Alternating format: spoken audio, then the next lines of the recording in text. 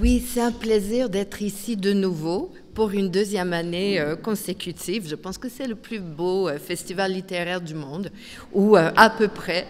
En tout cas, il est extraordinaire grâce à ces grands artisans. Voilà. Alors, comme beaucoup d'entre vous, merci. Comme beaucoup d'entre vous, je suis une grande lectrice, hein, et ce que j'aime le plus pratiquement dans la vie de lectrice en tout cas, c'est de vivre des coups de foudre pour des œuvres nouvelles. Et je vais vous parler d'un de mes plus récents coups de foudre, hein, qui justement a été pour Tove Jansson, que je connaissais de nom, mais que je n'avais jamais lu. Alors, la première chose que je voudrais faire, c'est nommer et rendre hommage à ces traductrices. Alors, on a eu d'autres, mais je vais nommer celles qui ont traduit les 3 livres dont je vais vous parler. Ces traductrices s'appellent Catherine Renaud, Jeanne Goffin et Agneta Segol. Et je pense que c'est très important de nommer les traducteurs et les traductrices toujours. Dans mon cas, sans ces personnes, je n'aurais jamais pu lire une seule ligne, hein, un seul mot probablement de l'œuvre de cette femme que j'admire maintenant profondément. Donc la traduction littéraire, on l'a souvent souligné, bon, jusqu'à présent dans le festival, est un des grands moteurs, hein, de la circulation des œuvres et des mots. D'ailleurs, j'aime tellement ce sujet, je suis aussi traductrice littéraire, que j'ai fait un livre là-dessus qui se trouve aussi à l'extérieur avec d'autres. Et je fais ma petite publicité, pardon, puisque les livres n'étaient pas arrivés l'année dernière. Et cette année, ils sont là. Alors, vous les trouvez tout de suite en sortant de la salle. Mais voilà. Et la dernière chose, donc c'est un livre sur la traduction littéraire qui s'appelle Un bien nécessaire, éloge de la traduction littéraire. Et enfin, une dernière chose à propos de ma diffusion des œuvres, disons. J'ai aussi une page Facebook où, depuis janvier 2020, je diffuse chaque dimanche une recommandation d'un livre de femmes à lire. Alors, c'est public, vous n'avez même pas besoin de demander l'amitié ou quoi que ce soit. Chaque dimanche, c'est là. Voilà. Donc, mon grand amour récent, Tove Jansson. Bon, elle a été donc romancière, nouvelliste, peintresse, autrice, illustratrice d'albums et de films pour enfants. Frédéric mentionnait tout à l'heure avec émotion Simou Means, hein, que je ne connaissais pas, en fait, avant de faire la recherche autour de son œuvre, mais qui ont été un énorme succès, j'oserais dire planétaire, et qui, je pense, ont ému beaucoup d'enfance. Et Frédéric m'a vivement reproché de ne pas avoir d'image des Moumines à vous montrer, mais enfin, vous en avez aussi à l'extérieur de la salle. Voilà, alors, Tove Jansson naît en 1904 à Helsinki, dans une famille de la minorité suédophone, hein, de la Finlande, et c'est en suédois et non pas en finnois qu'elle a écrit son œuvre. Ses 2 parents sont artistes. On verra tout à l'heure que l'un de ses livres s'appelle La fille du sculpteur, et ses frères seront également artistes, donc c'est vraiment un milieu dans lequel elle baigne toute sa vie. Dans les années 30, elle partira pour Paris.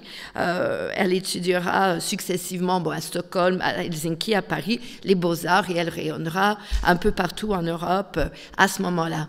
C'est réellement une femme très libre, hein, pour son époque. Le milieu où elle vivait était malgré tout assez conservateur, voire puritain, et malgré l'opprobre social, dans un premier temps, elle va vivre, disons, maritalement avec plus d'un homme, et elle ne se mariera avec aucun, chose qui était mal vue donc dans ce milieu et à cette époque. Et puis en 1955, elle a déjà 41 ans, elle va rencontrer à une fête une femme qui va devenir sa compagne pour le reste de sa vie, hein, donc jusqu'en 2001. Donc une très longue vie de couple. L'artiste graphique Tuulikka Pietilä, pardon, qu'on appelle aussi Tutti, et je vais l'appeler aussi Tutti dorénavant. Donc je rappelle qu'à cette époque-là, l'homosexualité était illégale en Finlande. Elle le sera jusqu'en 1971, et sa promotion allez savoir ce que ça veut dire, le restera jusqu'en 1999. Donc, c'était une vie complexe à vivre d'une certaine façon. Quand on parle de l'Europe contre la haine, je pense qu'il ne faut pas oublier justement la haine homophobe. Et donc, c'est important, je pense, de parler de ces différents aspects de sa vie non conventionnelle parce que, au fond, pour une personne qui vivait en plus de livres pour enfants, ce n'était pas évident de vivre cette vie-là. Voilà. Mais quittons la vie, passons au livre. Dans un premier temps, en fait, à un autoportrait, je vous disais qu'elle était donc artiste visuelle et aussi, évidemment, écrivaine. Mais ça, c'est un autoportrait qu'elle a peint donc relativement tôt dans sa vie. Mais j'aimerais aussi souligner une chose qui m'a beaucoup intéressée et touchée, c'est que ces livres, certains d'entre eux en tout cas, sont publiés. Ces livres d'une femme du Nord sont publiés aussi par un éditeur, une petite maison d'édition du Nord qui s'appelle La Peuplade au Québec. C'est même pas à Montréal, c'est à Chicoutimi, qui est donc en plus une petite maison régionale qui rayonne beaucoup. En Europe, vous avez sûrement vu de leurs livres. Et ils ont édité ou réédité 3 de ces grands livres. Je ne crois pas que vous trouviez ces éditions ici, puisque distribution, etc. Mais enfin, donc, son premier livre pour adultes, La fille du sculpteur, est publié en 1968. Elle a déjà près de 55 ans et la première édition complète en français est toute récente. Les 2 autres dont je parlerai sont Le livre d'un été de 1972 et Fair Play de 1989, mais son œuvre est beaucoup plus abondante. Alors, si vous cherchez des intrigues complexes et un suspense terrible, ce n'est pas l'autrice pour vous. Par contre, si vous cherchez une rencontre très profonde avec un regard et une voix profondément vraie, et touchante, vous allez trouver votre bonheur avec Tove Jansson. Donc, ces 3 livres sont formés de petites vignettes qui portent sur l'enfance pour les 2 premiers et sur la vie de couple, de la maturité pour la 3e. Donc, au lieu de les résumer, je me laisserai guider par 5 mots-clés qui sont les suivants: enfance, nature, île, art et amour. Donc, de l'enfance à la vieillesse, la nature et les îles sont partout dans ces livres. En effet, de nombreuses îles vont marquer la vie de l'autrice, de celle de l'enfance à celle parfois minuscule, où elle logera par la suite avec Tootsie, son amoureuse. Donc, l'eau, les vagues, les bateaux, le vent, la neige aussi, j'y reviendrai, sont partout. Ces livres parlent d'un amour très profond de la nature, un amour si profond qu'on veut tout savoir sur elle et surtout on veut la protéger. On dit par exemple, la grand-mère prévient la petite fille, la mousse est fragile, on marche dessus une fois et elle se redresse. À la première pluie, elle se redresse. La 2e fois, elle ne se redresse plus, la 3e, elle meurt. Donc, dans cet univers à la fois réel et magique, les oiseaux parlent, les gens volent dans les airs et on réfléchit à de grandes questions métaphysiques comme celle-ci. Est-ce qu'il y a ou non une grande différence entre les corbeaux et les mouches? Alors, voici la réponse partielle. Les 2 volent, les 2 sont gris-noirs, les 2 font des petits, les mouches particulièrement. C'est délicieux, n'est-ce pas? Donc, tout est plein comme ça de danger et de douceur, bref, de magie. Voici une petite description de quelques lieux où on se sent en sécurité. Dans un musée, ou dans les bras, ou dans un arbre. Éventuellement sous la couverture, mais le mieux, c'est de s'asseoir très haut dans un grand arbre si on ne se trouve plus dans le ventre de sa maman. La nature, donc, est le passage des saisons. Le ciel, un arbre, une fleur, une vague ou même une chauve-souris peut se faire votre ami. Le deuil de la mère et la future mort de la grand-mère, tout cela se vit dans le livre de l'été sous un grand ciel ouvert ou dans les bras consolants de la forêt. Et la neige sous toutes ses formes. Quand nous sommes arrivés dans l'étrange maison, la neige a commencé à tomber différemment. Donc, si vous voulez tout savoir sur la neige, le vent et le brouillard dans un pays nordique. Bon, vous pouvez lire des auteurs québécois, bien sûr, mais vous pouvez lire aussi les auteurs du nord de l'Europe, et notamment Tove Jansson, qui en dit des merveilles. Donc, je disais aussi l'art et l'amour étaient dans mes mots-clés. L'amour pour les parents, l'amitié parfois mouvementée avec d'autres enfants, la relation avec la grand-mère féroce et indépendante, mais d'une grande tendresse. Donc, le livre d'Annette s'ouvre sur une scène où la grand-mère a perdu son dentier derrière les pivoines, donc juste devant la maison. Et la petite fille, donc, plongera sous le toit fleuri du jardin et rampa entre les tiges et les troncs verts. On était si bien là et s'était défendu. La terre était noire et douce. Mais tiens, les voilà les dents, blanches et roses, toute une bouchée de vieilles dents.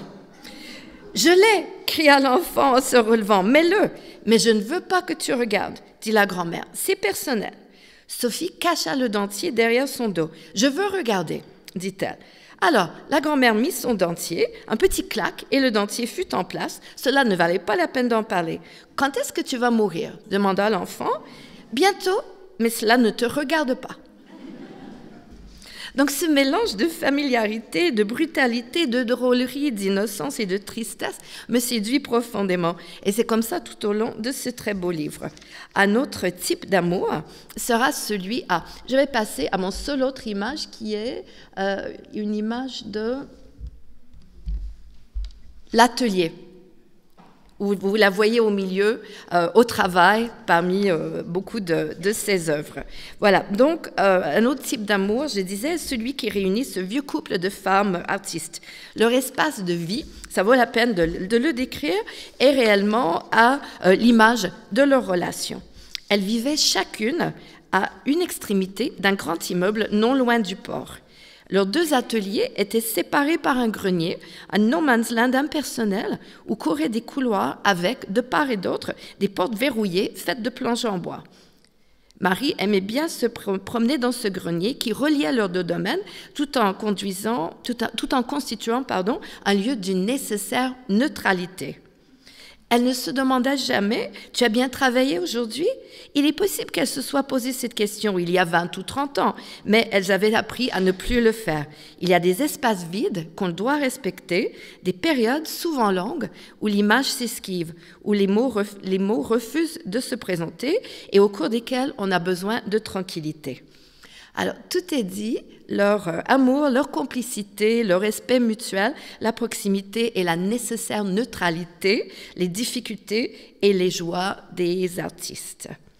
Ces deux femmes forment donc depuis plusieurs décennies un couple uni et plutôt heureux. Elles écrivent, elles peignent, filment, rêvent, vont à la pêche ou en voyage, font du bateau par beau temps et par mauvais temps, on est dans une île après tout. Elles regardent des classiques de cinéma et les commentent. Elles rencontrent des amis ou des élèves. Elles rêvent, elles parlent. Elles se souviennent, se répètent, se disputent, rient, s'ennuient, se passionnent. Bref, en 17 petits récits, comme autant d'instantanés, c'est vraiment deux vies à la fois singulières et profondément unies, qui se déploient en toute saison et sous un éclairage toujours renouvelé. Le temps, l'amour, l'amitié, les jours et les années, et peut-être surtout la vie et l'art, tout est là par petites touches légères, touchantes, graves, mais joyeuses en même temps. Et si vous formez partie d'un vieux couple, peut-être même d'un jeune couple, qui sait, vous reconnaîtrez tout, de la tendresse à l'exaspération, de la complicité et du désir à la jalousie et la possessivité. Ça fait même penser à certaines familles peut-être, il faudrait voir. Mais ce qu'ont en commun, pour conclure, ces trois livres, c'est vraiment un regard de peintresse. J'aime beaucoup ce mot peintresse, ce féminin apprivoisé, de peintresse et de femme qui réunit la spontanéité de l'enfance et la maîtrise technique de l'adulte, une voix profondément singulière et reconnaissable, comme si elle nous parlait dans l'oreille, comme si elle nous berçait au rythme des mots et des saisons. Rêver, rire, réfléchir, se laisser ravir, voilà la magie que je vous souhaite, la magie que vous pouvez connaître avec Tove Jansson. Et donc, pour terminer, je vous souhaite d'avance bonne lecture.